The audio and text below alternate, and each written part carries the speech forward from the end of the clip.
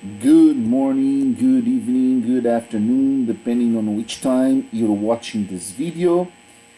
This is Professor Ruben Ramos, and this is another asynchronous class on superhero comic books on nowadays society. On this class, we are starting chapter 6, which is called Show and Tell.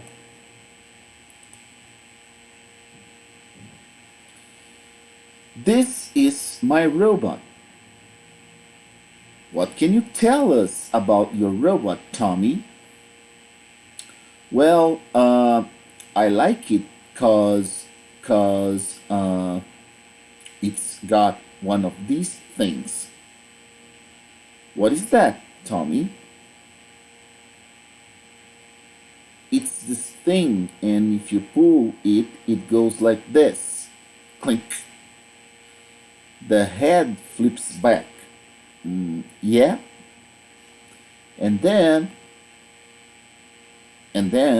you can do this and it goes up, and you flip this. I did it wrong. Wait.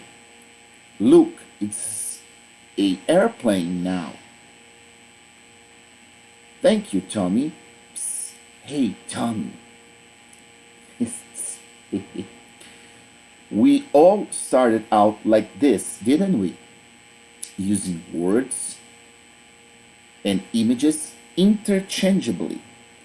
It didn't really matter which we used so long as it worked. It's considered normal in this society for children to combine words and pictures so long as they grow out of it. Traditional thinking has long held that truly great works of art and literature are only possible when the two are kept at arm's length. Words and pictures together are considered at best a diversion for the masses, at worst a product of crass commercialism.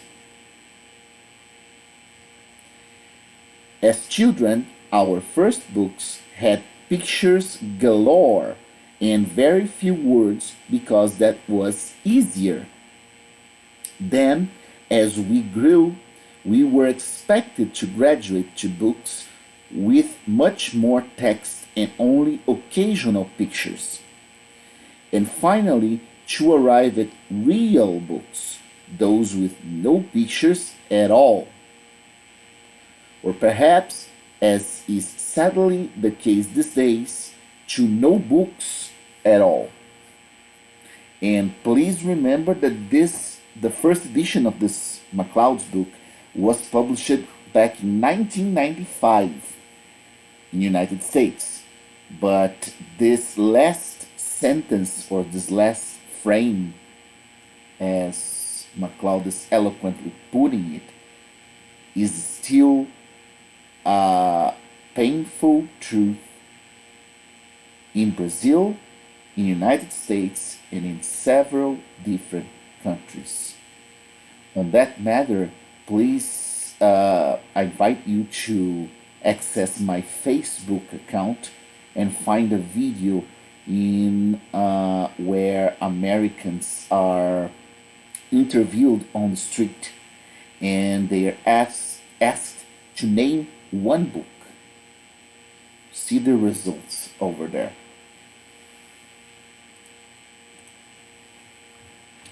Meanwhile, words and moving pictures have half the world in thrall to their charms, but must struggle to make their potential understood. Words and pictures are as popular as ever, but this widespread feeling that the combination is somehow base or simplistic has become a self-fulfilling prophecy. The roots of this attitude run pretty deep. As near as we can tell, pictures predate the written word by a large margin. Here are some big hits from the golden age of cave painting about 15,000 years ago. Some of this art shows considerable attention to detail, very much concerned with pictorial representation. This looks almost as an animal, could be even a dinosaur for all that matter, or maybe a horse or something like that. But others were very iconic, acting as symbols rather than pictures, more like a primitive language. As mentioned in our last chapter, the earliest words were in fact stylized pictures. As seen, most of these early words stayed close by their parents, the pictures. It didn't take long, though, relatively speaking, before ancient writing started to become more abstract. Some written languages survive to this day, bearing traces of their ancient pictorial heritage. But in time, most modern writing would come to represent sound only and lose any lingering resemblance to the visible world. With the invention of printing, the written word took a great leap forward, and all humanity with it. But where had the pictures all gone? Words and pictures did still coexist at this stage in Western civilization, but those instances were becoming the exception, not the rule. Like this one, for example. Some of you may take a good look at it and even consider this to be or to resemble a comic book. And according to Scott McCloud's theory, it does actually. More importantly, when they were combined, as in this German comic from the 1400s, words and pictures stay separate, refusing to mix like oil and water. The written word was becoming more specialized, more abstract, more elaborate, and less like pictures. Pictures, meanwhile, began to grow in the opposite direction, less abstract or symbolic, more representational and specific.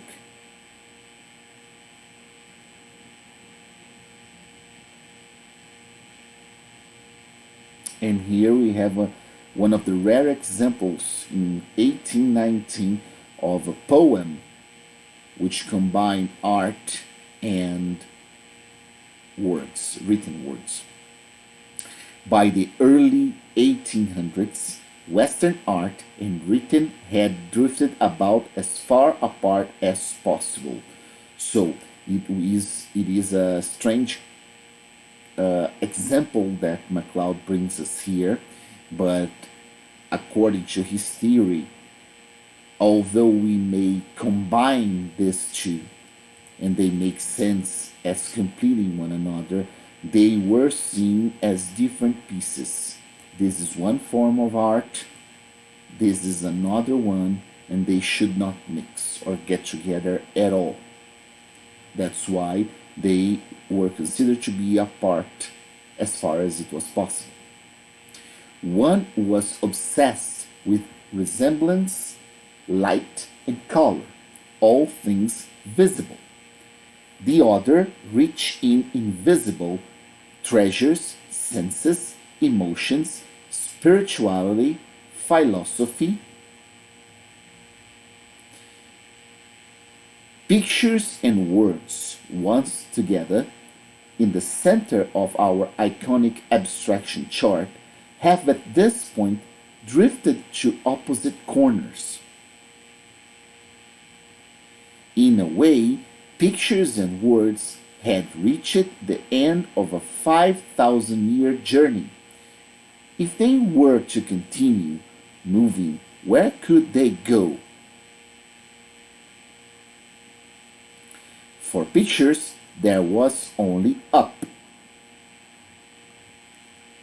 Impressionism sent Western art toward the abstract vertex, but in a way that clung to what the eye saw. Impressionism, while it could be thought of as the first modern movement, was more a culmination of the old, the ultimate stud of light and color. Soon after came the explosion. Expressionism, Futurism, Dada, Surrealism, Fauvism, Cubism, Abstract Expressionism, Neoplasticism, Constructivism. Every which way but backwards. Strict representational styles were of little importance to the new schools. Abstraction, both iconic and non-iconic, made a spectacular comeback. Some artists headed upward to the summit of the picture plane, wanting neither resemblance nor external meaning. But the main thrust was a return to meaning in art, away from the resemblance back to the realm of ideas. Meanwhile, the written word was also changing. Poetry began turning away from the elusive, twice abstracted language of old toward a more direct, even colloquial style. So this was the hot trade in the beginning of 19th century, and this in its place by the end of that 19th century. The difference is kind of clear, right?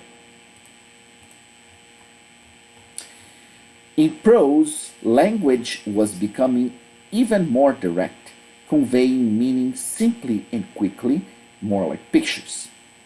Meaning was not abandoned by any means, but authors were definitely moving left and headed for a collision.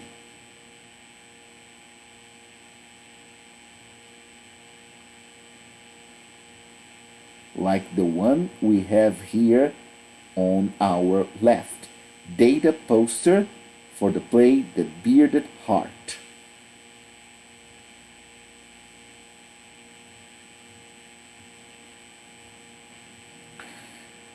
And portrayed the Tristan Tesara by Francis Picabia.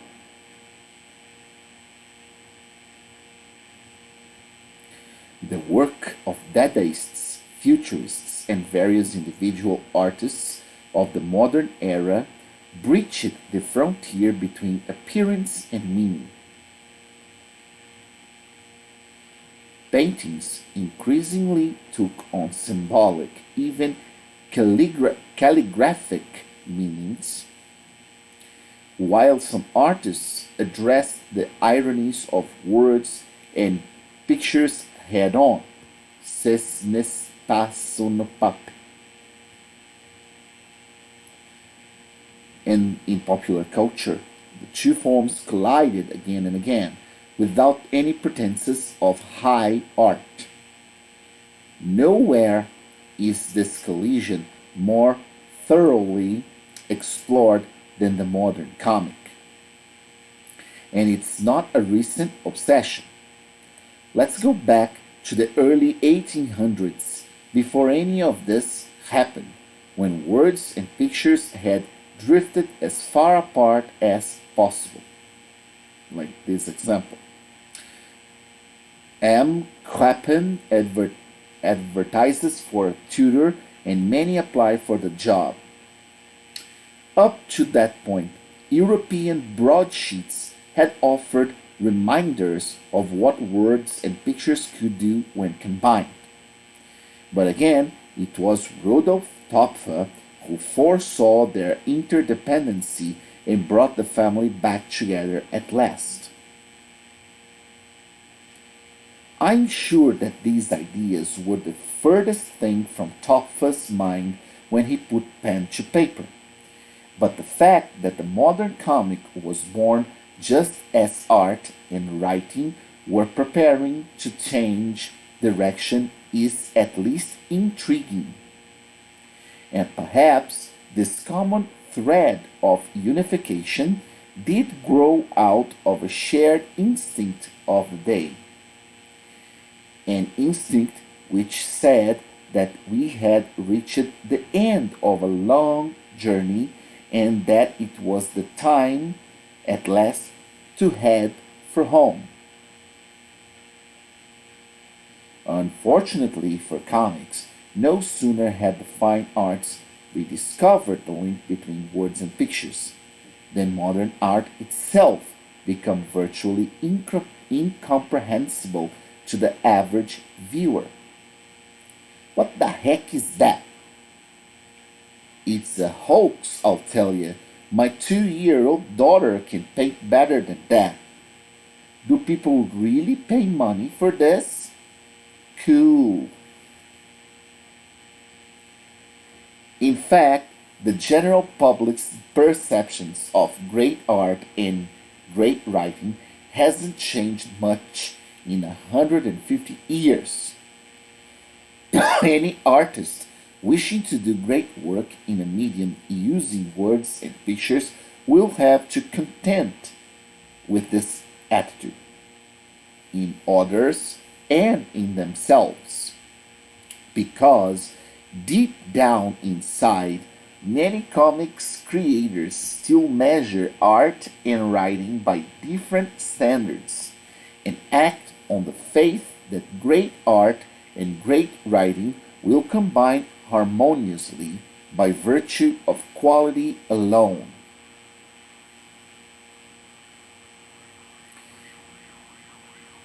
The art form of comics is many centuries old, but it is perceived as a recent invention and suffers the curse of all new media.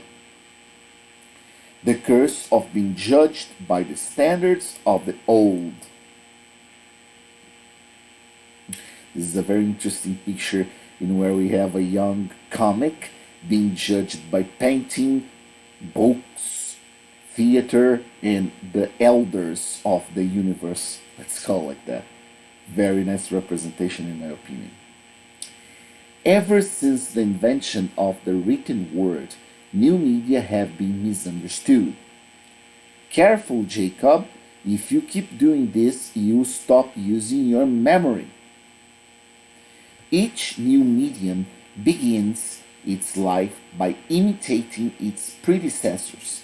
Many early movies were like filmed stage plays. Much early television was like radio with pictures or reduced movies.